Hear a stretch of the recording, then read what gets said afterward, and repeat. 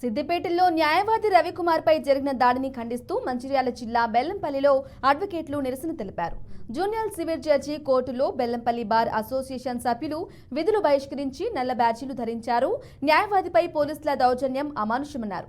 న్యాయం కోసం వాదించే లాయర్లపై ఇలాంటి చర్యలు తీసుకోవటం ఏంటని ప్రశ్నించారు. దాడి చేసిన వారిపై కఠిన చర్యలు తీసుకోవాలని డిమాండ్ చేశారు.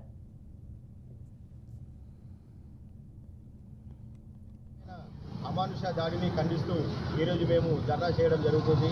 అయితే కొత్త చట్టాలు వచ్చినప్పటికీ కూడా ఆ కొత్త చట్టాల్లో అతి క్లిష్టమైన సెక్షన్లు అమల్లో ఉన్నప్పటికీ కూడా పోలీసు వాళ్ళు న్యాయవాది పైన దాడి చేయడం చాలా అమానుషకరణము.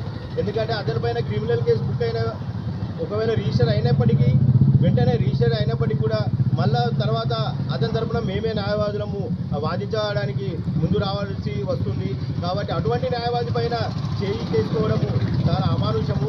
పోలీసు వాళ్ళు ఇది గ్రహించాలి.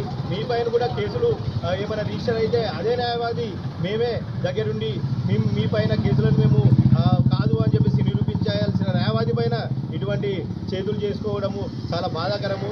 ఎందుకంటే మీరు కూడా చట్టానికి అతిథులే, మీరు చట్టం ఎవరికి కూడా చుట్టం కాదు.